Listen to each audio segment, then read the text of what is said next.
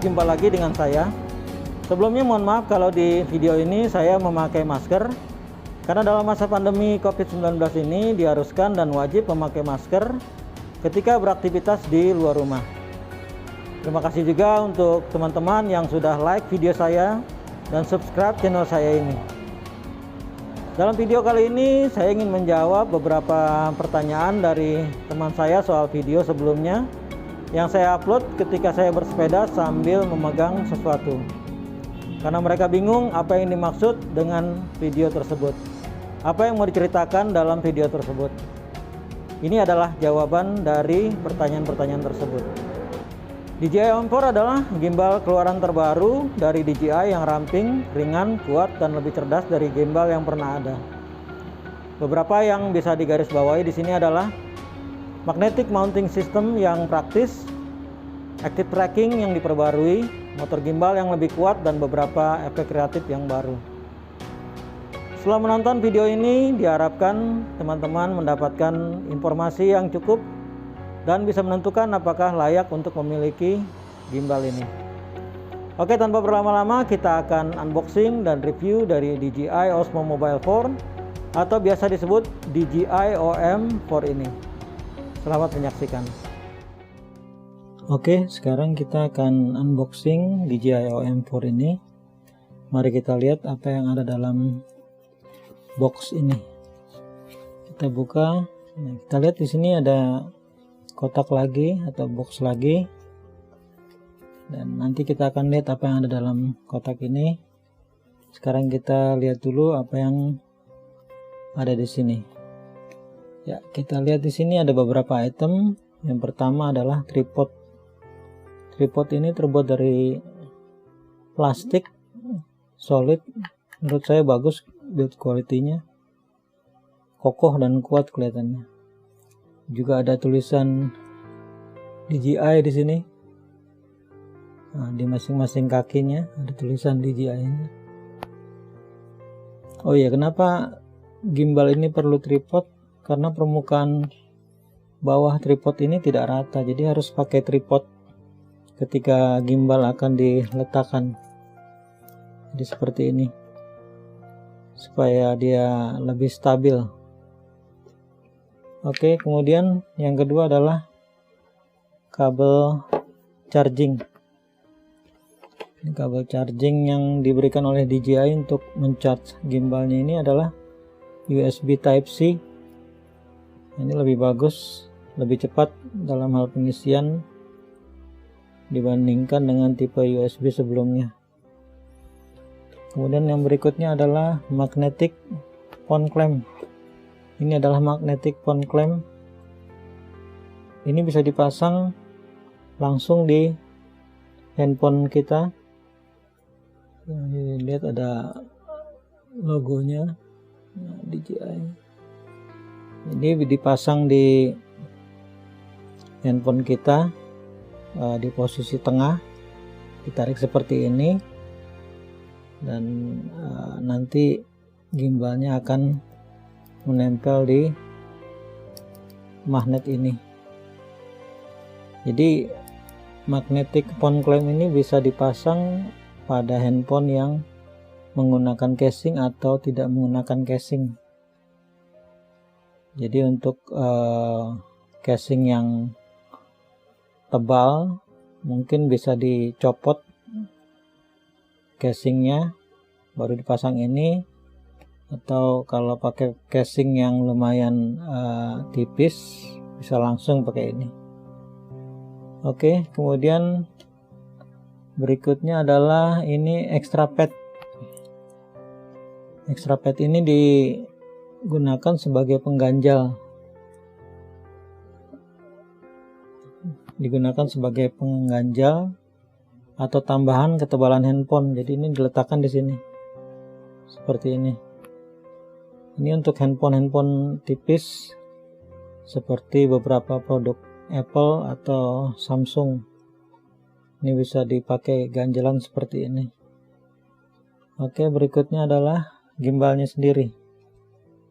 Kita lihat gimbalnya di sini. Menurut saya build quality-nya bagus walaupun dari plastik. Gripnya ergonomis dan nyaman digenggam seperti ini ya, jadi enak dipakai, enak digenggam. Di samping kiri ini ada tombol untuk zoom in dan zoom out. Kemudian di bagian belakangnya ini ada beberapa tombol. Yang pertama itu adalah joystick ini. Joystick ini adalah untuk menggerakkan gimbal ini ke atas atau ke bawah, ke kanan dan ke kiri. Kemudian di atasnya joystick ini ada LED light yang berfungsi sebagai indikator baterai, juga sebagai penanda on off power. Di sebelahnya LED light ini ada tombol shutter. Tombol shutter ini dipakai untuk mengambil foto atau video. Jadi pengambilan foto atau video langsung bisa dilakukan di gimbalnya langsung.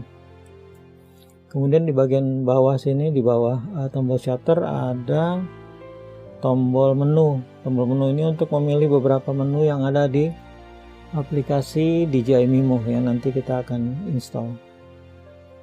Oke, di bagian kanan ini kita lihat ada port USB. Port USB Type-C untuk charging gimbalnya. Dan di atas ini ada bagian port charging juga untuk mencharge handphone yang sedang kita gunakan. Jadi gimbal ini juga bisa berfungsi sebagai power bank untuk handphone yang sedang digunakan. Oke, kita beralih ke bagian yang depan. Ini bagian depan hanya ada satu tombol, yaitu tombol trigger. Tombol trigger ini berfungsi untuk mengaktifkan beberapa fungsi ekstra yang akan kita lihat nanti penggunaannya seperti apa. Oke, kita sudah melihat apa yang ada di kotak ini. Kita akan beralih ke kotak berikutnya yang tadi belum kita lihat. Kita lihat, kita buka. Nah, dia ada dua bagian di sini. Yang pertama kita menemukan ini adalah ring holder, magnetic ring holder. Bisa dilihat di sini, magnetic ring holder.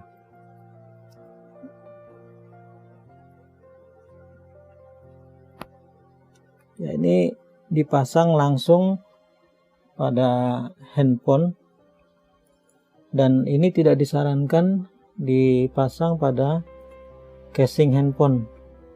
Jadi handphone tanpa casing baru dipasang ini. Oke, kemudian ring holder ini juga tidak disarankan untuk dipasang pada handphone yang memiliki fitur wireless charging atau pengisian baterai secara wireless, karena akan mengganggu proses chargingnya. Ring holder ini juga bisa dipasang dengan menggunakan panduan. Nah, ini panduannya adalah alignment guide ini. Alignment guide ini, dengan mengikuti alignment guide ini kita bisa menempelkan ring holder ini tepat di tengah-tengah handphone dengan pas kita pasang.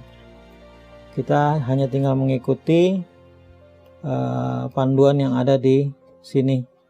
Di buku petunjuknya di sini mungkin lebih jelas kalau kita buka di sini.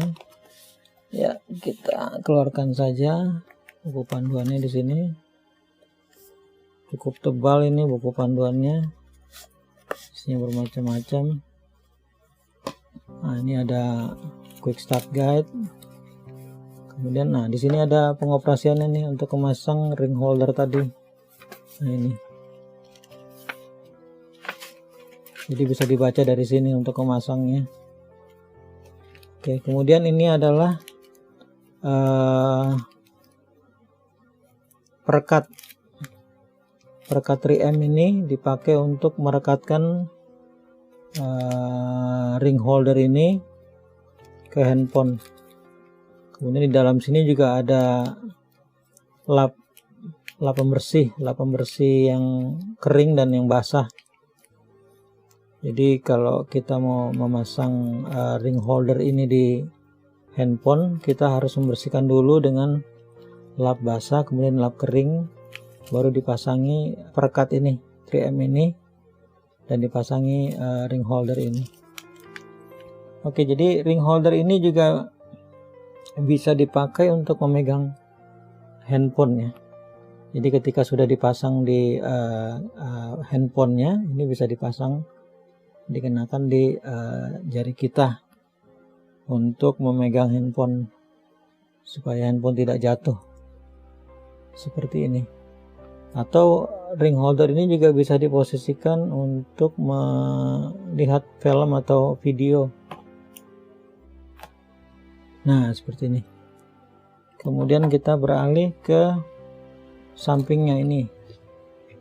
Nah, di sini ada pouch juga yang disediakan khusus oleh DJI untuk menaruh gimbalnya. Pouch ini cukup untuk menaruh gimbal, kabel charging, dan juga tripodnya.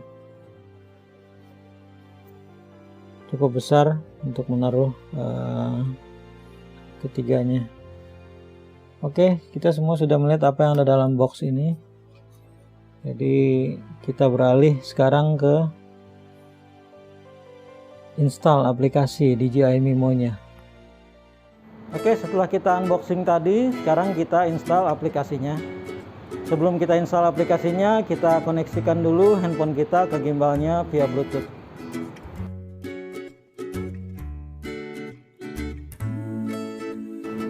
Setelah terkoneksi, tinggal pasang handphone di gimbal.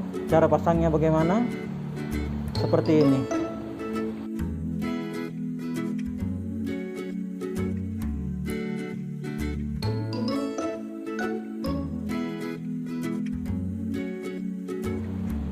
Untuk melepasnya semudah dan sesimpel ini.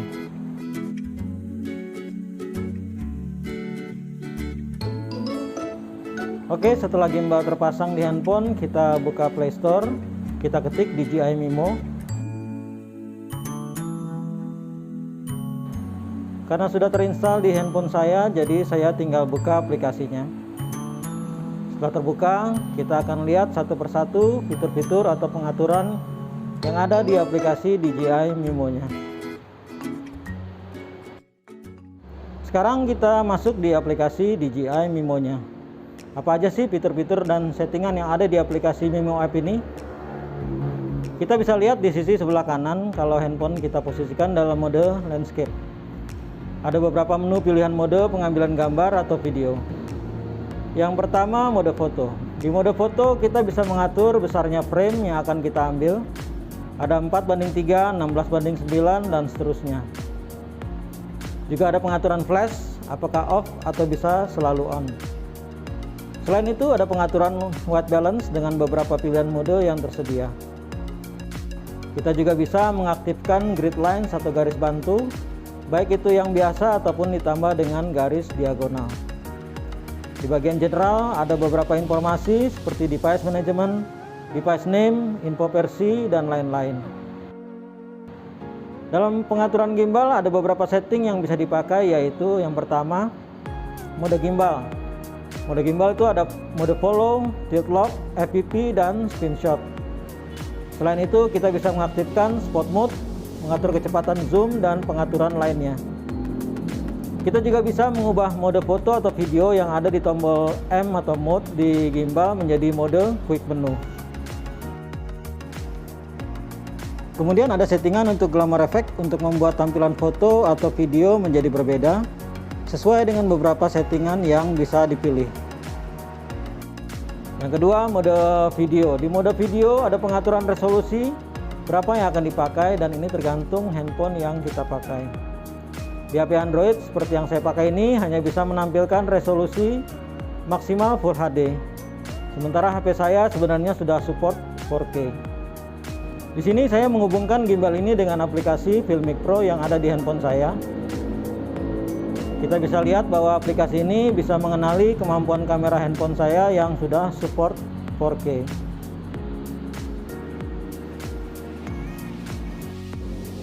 Demikian pula dengan frame rate, ada pilihan 30 atau 60 fps.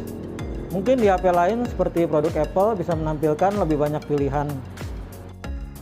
Settingan lain seperti flash, white balance, dan juga grid atau garis bantu yang ada di menu video sama dengan pengaturan di foto.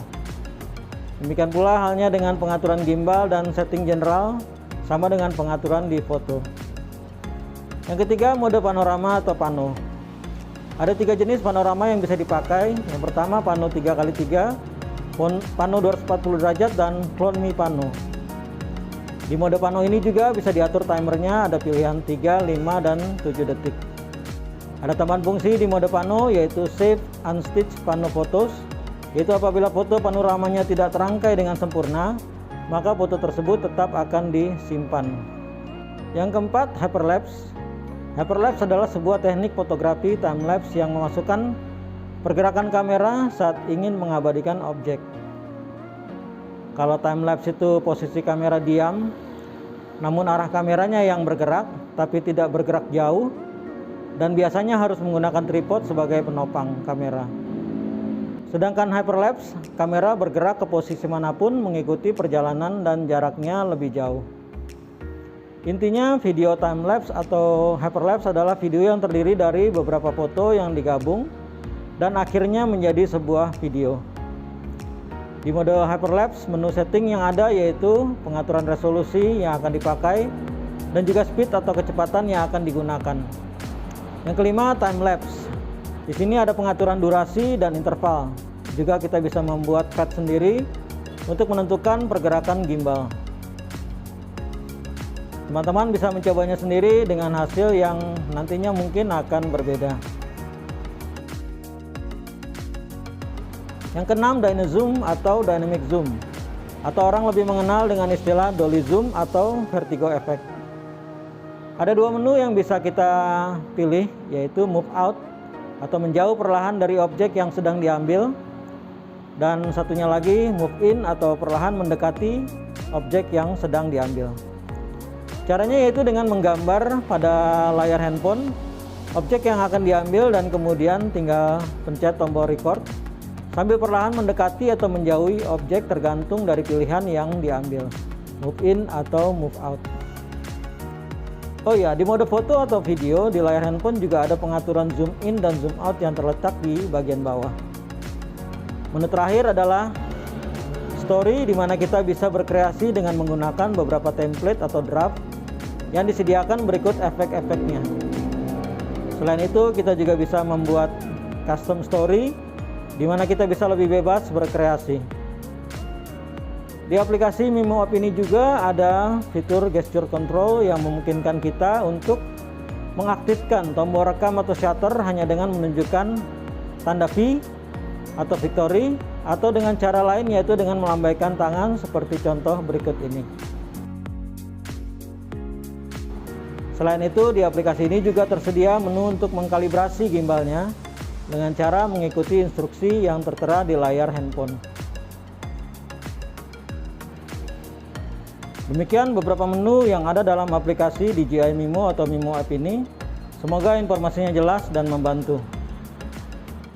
Sekarang kita coba beberapa fungsi yang ada di gimbal ini. Kita fokus ke tombol trigger ini. Ada 5 fungsi yang bisa dipakai di tombol trigger ini. Yang pertama, klik trigger sekali akan mengaktifkan Active Tracking Mode. Walaupun bisa juga kita swipe di layar, tapi akan lebih praktis kalau kita mengaktifkannya dengan menggunakan trigger di gimbal ini.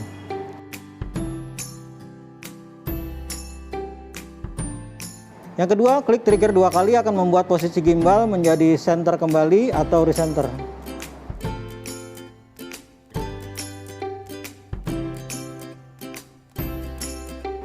Yang ketiga, klik trigger 3 kali akan merubah kamera depan ke belakang, demikian juga sebaliknya.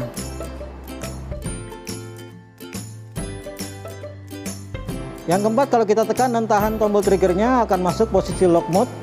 Jadi kemanapun gimbal digerakkan, posisi kamera akan tetap di posisi yang sama.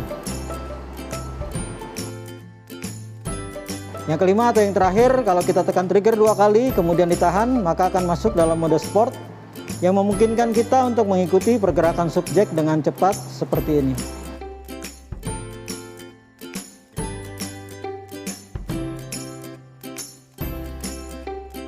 Sekarang kita beralih ke tombol M atau tombol mode.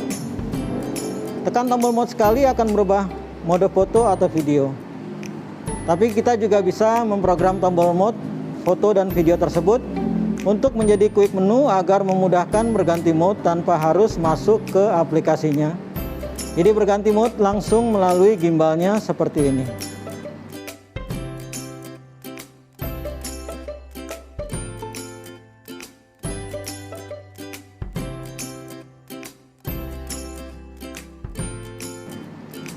Kemudian apabila kita tekan tombol mode 2 kali, maka akan merubah posisi handphone menjadi portrait atau landscape.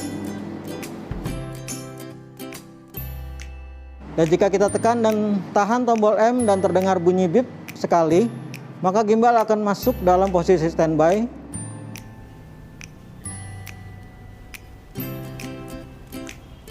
Dan jika bunyi beepnya 2 kali, maka gimbal akan mati atau posisi off.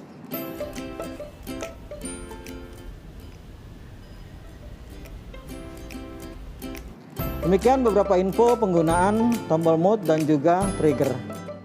Berikut beberapa fitur yang bisa diaplikasikan pada DJI OM4 ini.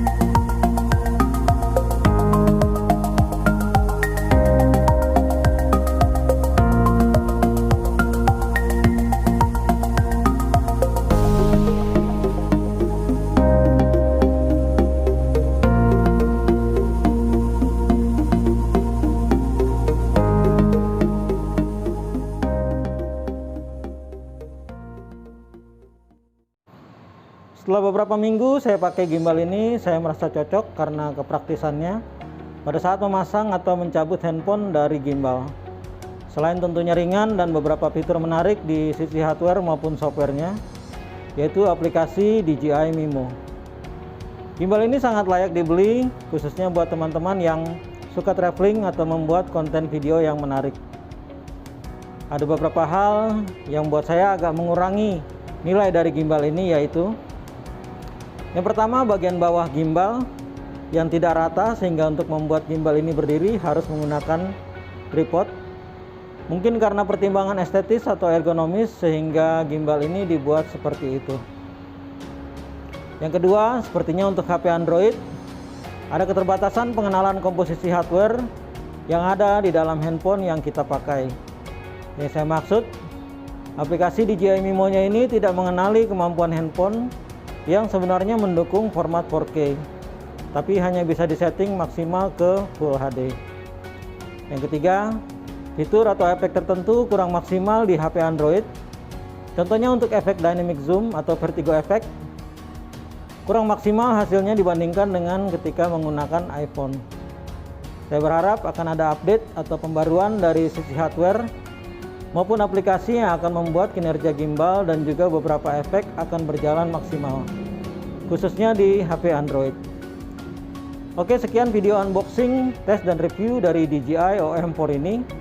Semoga membantu dan informasinya jelas, khususnya untuk teman-teman yang ingin membeli gimbal ini. Jika video ini bermanfaat, please like dan subscribe channel saya ini agar terus berkembang dan saya bisa terus membuat konten video yang menarik dan bermanfaat buat teman-teman semua. Akhir kata, salam sehat dan tetap semangat untuk kita semua. Sampai bertemu di video saya selanjutnya. Terima kasih.